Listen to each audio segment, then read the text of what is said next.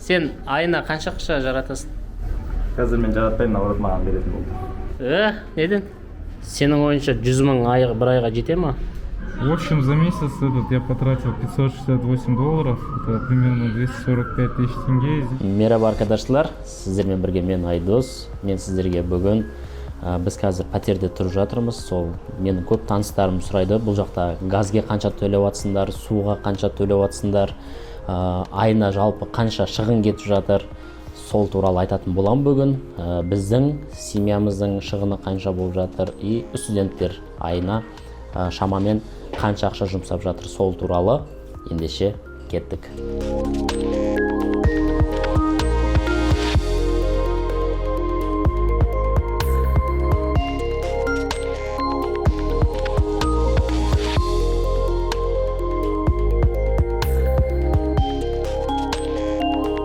Достар, онда бірінші біз оплатаға тоқталып өтейік. Біз айына квартираға 3500 лира төлеп жатырмыз. Біз бірінші ай алған кезде курс 50-дан еді. Сосын екінші айда осы 45-тен төледік. Курс қазір вообще 39-ға түсіп кетті дейді. Білмеймін, солай ма, солай емес па, оны әлі тексеру керек. Мысалы 3500 лира көбейтеміз 45-ке. 157 мыңға біз тұрып жатырмыз. Ол өте жақсы, себебі біз Алматыда 130 мыңға однокомнатныйда тұрғанбыз. Іші тар, условиясы онша емес. Біз үйді сатқаннан кейін уақытша бір ай тұрдық. Бірақ бір ай үшін бізге ол нормально болды. Шыдадық болады. Уақытша болғаннан кейін ондай қатты мән берген жоқпыз. Бір комнатта тұрдық. Одан кейін осы жерге келдік. Мынау 4 бөлме, үлкен, іші 120 квадрат метр. Соған 157 мың, ол өте жақсы баға, менің ойымша. Енді светке бізге келді 180 лира. 180 лираны көбейтеміз 45-ке, 8100 теңге. Одан кейін, мен оны уже ақшасын төлеп болғамын. Қазір қай жерге төлеу керек, оны да айтамын. Даже көрсетемін, себебі мен газдың квитанциясы келді, газды әлі төлеген жоқпын, сол сіздерге көрсету үшін қай жерде төлейді деген сияқты. Газге келді 77 лира. 77 лира төлеген кезде олар өздерінің комиссиясын алады, сонымен ол 80 шығады примерно. 80, оны 45-ке көбейтеміз, 3600 теңге. Газ арзан шығады суға, светке қарағанда. Бірақ біз әлі отопление қосқан жоқпыз. Қазір ноябрьдің аяғы, күн жылы әлі де. Отопление қосатындай емес, бірақ осы декабрь айынан бастап кешке таман жаймен суық болып жатырда, декабрьде суық болады уже. Сол декабрьден бастап отопление қосамыз, ол кезде қанша шығады, оны да айтамын келген кезде. Су 170 келді, 170 лира, көбейтеміз 45-ке, 7650 теңге. Оны да несін төлеп болғамын. Бізде су 180 шыққан екен, су 180 көбейту 45, 8100 теңге, ал свет шыққан 170. Ол 7600 теңге. Свет бізде 4 комната, бүкіл комнатының светі бізде қосылып тұрады.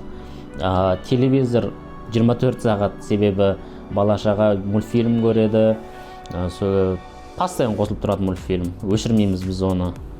Мен компьютерде отырам, көп отырам, жұмыс жасаймын. Свет бізде көп қолданамыз. Соған 7600 теңге шықты. Мынау бізде айдат. Айдат деген не ол деп көбісі сұрап жатады. Айдат деген ол біздегі КСК сияқты. КСК сияқты біздің айдат 150 лира. 150 лира ол болады 6840 теңге. Ол услуга. Консьерж жүреді, ол подъездің бәрін жуады. Біз мусорды далаға тасып жүрмейміз, подъезге қойып қоямыз, сол бағанағы консьерж өзі алып кетеді.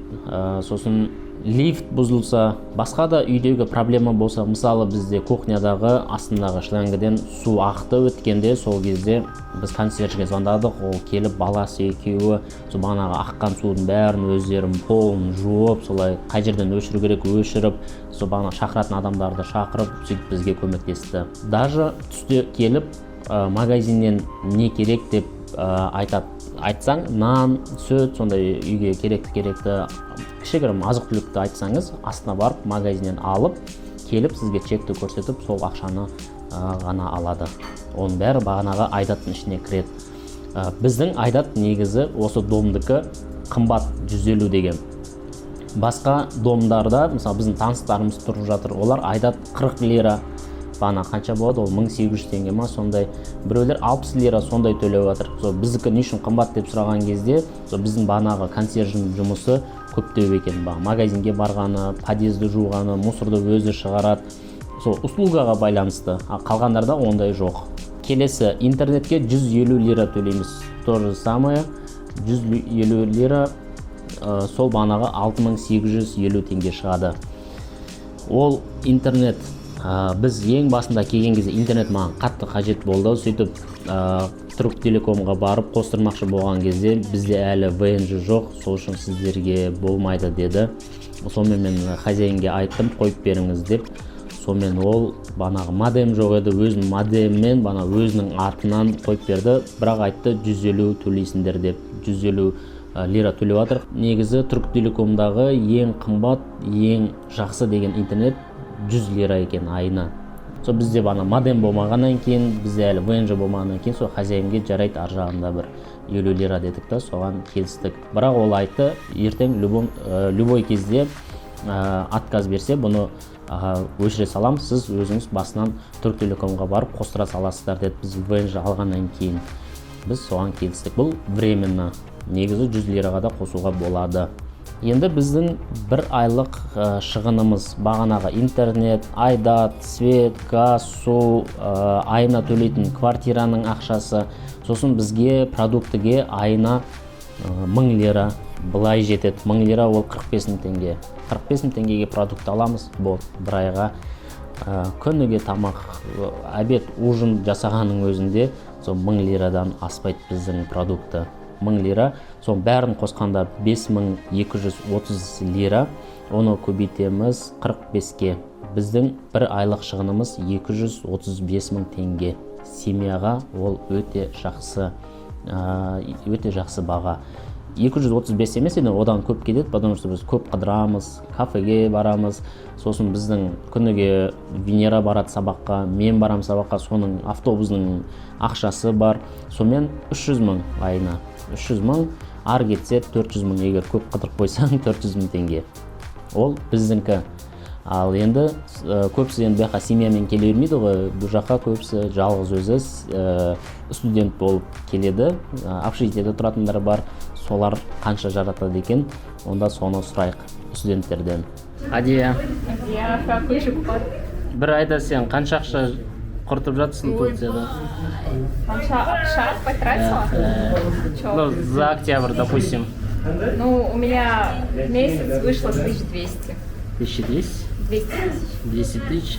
Ну, я типа шмотками закупилась и еще много гуляла. Но теперь я буду экономить. Дильназ, сен айына қанша ақша жаратып жүрсің, құртып жүрсің? 60 мыңда жаратасың. 60 мың? Иә. Метроға көп кетеді. Метроға мысалы бір айға 250 лира кетеді. Артығымен. Мысалы бізде мысалы бір барғанға сабаққа бөлгеде мысалы Чанкайға барғанға 3,5 алады, 3 пучок. Соны барып келгенге 7 лира алады. Сосын мысалы біздер сабақтан келгеннен кейін кафеге қонаққа қайтып кетіп мүмкін. Сосын артығымен 250 деп санап қойын. Мысалы 250 ол дейтін теңгемен бір 13 мыңдай, 12 мыңдай. Сенің ойынша 100 мың бір айға жете ма? Өте көп. Бір айға 100 мың ба? Иә. Бізде 100 мың жарататындар бар шығар енді, бірақ мен өзім бар, мына жақта 200 мың жарататындар бар екен. Адия, по-твоему, 100 тысяч здесь хватит на месяц? Не, ну вообще, да, хватит. Я на 40 тысяч. Подожди, что? Я на 40 тысяч, например, сюда. на еду хоть. На еду тратишь. А в общем там квартира. В день уходит 2000 тенге на еду примерно. Еще нужно 1020 на метро, да, в месяц. В общем, где-то 120 надо. 120. В месяц, да. В общем, за месяц я потратил 568 долларов, это примерно 245 тысяч тенге, из них 48 812 тенге потрачено на квартиру, 100 лир продукты за октябрь, 4500 тенге, 108 долларов с учетом комиссии снял на погашение остатка за обучение, 267 лир за наушники пришлось взять, потому что у меня сломались мои, из них 735 лир ВНЖ стоит. В общем, за все... еще там ВНЖ. Оплата тренажерного зала 9000 тенге примерно. Всем ассаляму алейкум. В общем, на обязательные расходы ушло 177 тысяч. 60 тысяч, вот как раз это 20 тысяч на дорогу и остальное на питание. Сен айына қанша ақша жаратасың? Қазір мен жаратпаймын, наоборот маған беретін болды. Неден? Айтпаймын. Жоқ, октябрьде қанша ақша құрттың? Есептейсің ба, есептемейсің ба? Есептеймін, конечно. Ага. Қанша? 50-60. 50-60 Киім алсам 60-70 болады. Кейсе тамақ болса. Сен тамағыңды, жолыңды бәрін есептеп тұрсың ғой. Жолына негізі 220 кетеді айына санасақ. 220 лира. Теңгемен 11-12 мың. 9 мың теңге. Сенің ойынша... Егер бір рет барып, бір рет қайтуын, короче, 6-да бір бәлелер болады ғой, соны санайын. Сен 100 мың теңге айына жетеді деп ойлайсың ба студентке? Конечно, ол смело жетеді ғой. Квартира еще так қалады ғой. Қала ма? Бизнес ашып кетуге болады ғой. Түсте оқысақ, таңертең немізді жедік. Завтракты тойып жеп алсаң, иә? Завтрак қойдырған. Кешке бір ужин жесін сонымен, сондай сияқты ғой. Бізде просто сабақта обедте болса, анандай обедте сабақ. Екі жеп қаласың, түнде бір перекус жасап қаласың. 11-12-де қайтқан ашып, антал заказ бересің. Адам өзіне байланысты. Бір жеген кезде 25-ке жесінші, нормально, ниязби жеген. Или там басқа жеген аласың, 25-ке аласың да. Первый, второй, пиловпен, десерт алмасаң, конечно, нан может тегін, и ішетін нәрсем бар. Айран и су. Алсаң, түсмай. Мама, привет. Шишор? Папа, привет. Жан, салют. Алина, сен айттың ба, айтпадың ба, қанша жаратып жүрсің айына? Біздің жауапсыз. Мүмкін бұл. Күніне бір күн тамақ ішемін, бір күн тамақ ішпеймін. Тамақ ішкен күні либо обед, либо ужин ішемін. Сонымен Примерно. жолыма 10 мың кетеді. Тамақтарға күніне максимум дегенде 30 лира кетеді. Это хорошо. 500 примерно. Айына 50 мың. 50-60 мың жетеді, Иә, иә? жетеді. 100 мыңға прям күшті. Хватит етеміз. Біздің өйтіп алатын шампунь, сондай заттарымыз бар. Сонымен жетеді. Оны бір алсаң, в принципе. Сендер бір комнатта тұрғаннан кейін шығарып ала салатын шығарсың. Менің де ойымша, бір студентке егер қатты бір қыдырып, бір қатты ақша жұмсамаса, 100 мың теңге спокойно жететін сияқты. Себебі бір күндік тамақ 60 лира, обедке 30 лира, ужинға 30 лира, ол ақшаға жақсы тамақтануға болады. Оны 30-ға көбейтсек 60 лираны және 200 лира жолдың ақшасы кетеді. Жолға, бағанағы метроға ары бері келгенге 200 лира деп айтты. Бізге де сондай кетіп жатыр. Бәрі 2000 лира болады екен, оны 45-ке көбейтсек 90 мың теңге болады екен. Ол спокойно жетеді. Енді бағана айтқандай, газдың ақшасын төлейік, дәл қазір. Оны қай жаққа төлейді, қалай төлейді, не документ керек, сол. Онда қазір мен маскамды алып алайын. Шығайық, көрейік. Мынау бағана біздің подъездің алдына былай қойып қоямыз ғой. Кішкентай мусордың өзін. Соны консьерждер алып кетеді. Міне есіктің алдында отыр консьерж істеп, бақылап, бір жерден ол охранниктің жұмысын атқаратын сияқты. Темекші. Merhaba. Nasılsınız? Video. Selam söylüyoruz, evet. Так, міне есіктің алдынан шықтық. тура міне үйдің қасында. Түрік Телеком. Merhaba. Burada bunu ödüyor mu? 79 lira 90 kuruş.